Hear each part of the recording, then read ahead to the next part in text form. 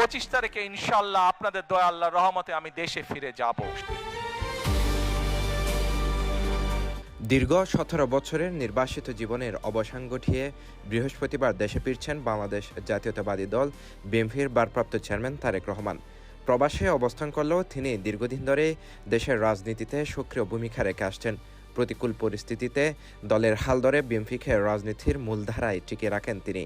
এরই ধারাবাহিকতায় 24-এর গণঅভ্যুত্থানের পর নতুন রাজনৈতিক বন্দোবস্ত গড়ে তুলতে গুরুত্বপূর্ণ ভূমিকা পালন করেন তারেক রহমান। আল্লাহ যাতে আমাকে তৌফিক দেন দেশ এবং দেশের মানুষের জন্য সেই কাজগুলো যাতে সম্পূর্ণ করতে পারে। তারেক রহমানের রাজনৈতিক দূরদর্শিতা স্পষ্টভাবে ফুটে ওঠে 2001 সালের নির্বাচনের আগে। তিনি স্থানীয় সমস্যা ও সুশাসন নিয়ে গবেষণার জন্য একটি পৃথক কার্যালয় স্থাপন করেন এবং বুদ্ধিজীবীদের সাথে মতবিনিময় করেন। এই বৈজ্ঞানিক ও সুসংগঠিত প্রচারণার ফলে বিএনপি সেই নির্বাচনে নিরঙ্কুশ জয় পায়। তবে ক্ষমতার প্রতি নির্মোহ থেকে তিনি কোনো মন্ত্রিত্ব বা সংসদীয় পদ গ্রহণ না করে দলের সাংগঠনিক শক্তি বৃদ্ধিতে মনোনিবেশ করেন। এর স্বীকৃতিস্বরূপ 2002 সালে তিনি বিএনপির সিনিয়র যুগ্ম মহাসচিব মনোনীত হন। 25 তারিখে ইনশাআল্লাহ আপনাদের দয়া আল্লাহর রহমতে আমি দেশে ফিরে যাব। কিন্তু প্রত্যেকটি মানুষের কাছে আমার অনুরোধ, দয়া করে কেউ আপনারা এয়ারপোর্টে সেদিন যাবেন না।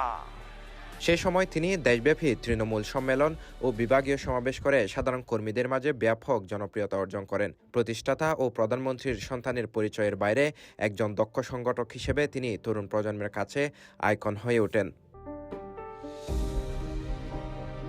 2007 সালে মঈনুদ্দিন ও ফখরুদ্দিন আহমেদের নেতৃত্বাধীন সেনা সমর্থিত তত্ত্বাবধায়ক সরকার দায়িত্ব নিলে তারেক রহমান রাজনৈতিক প্রতিহিংসার শিকার হন।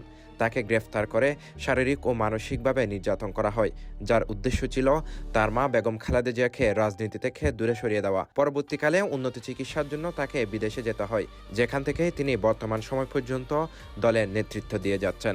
আপনাদের সাথে বহু স্মৃতি আমার রয়ে গিয়েছে, আপনাদের সাথে বহু দুঃখ কষ্ট আমি শেয়ার করেছি। 2009 সালে দলের সিনিয়র ভাইস চেয়ারম্যান এবং 2018 সালে বেগম খালেদা জিয়া কারাবন্দী হওয়ার পর তারেক রহমান বিএনপির ভারপ্রাপ্ত চেয়ারম্যান হিসেবে দায়িত্ব গ্রহণ করেন। বর্তমানে লন্ডন থেকে ডিজিটাল প্রযুক্তির মাধ্যমে তিনি দলের প্রতিটি স্তরের নেতাকর্মীদের সাথে যুক্ত রয়েছেন এবং আওয়ামী লীগ সরকারের পতনের পর রাজনৈতিক পরিস্থিতিতে গণতন্ত্র পুনরুদ্ধারের আন্দোলনে সামনে থেকে নেতৃত্ব দিয়ে যাচ্ছেন। বিএনপির ভারপ্রাপ্ত চেয়ারম্যান তারেক রহমান স্বদেশ প্রত্যাবর্তনকে ঘিরে দেশজুড়ে রাজনৈতিক অঙ্গনে সৃষ্টি হয়েছে ব্যাপক আলোড়ন। দলের নেতাকর্মী ও সমর্থকদের মধ্যে দেখা দিয়েছে উৎসাহ, উদ্দীপনা ও আবেগঘন প্রত্যাশা।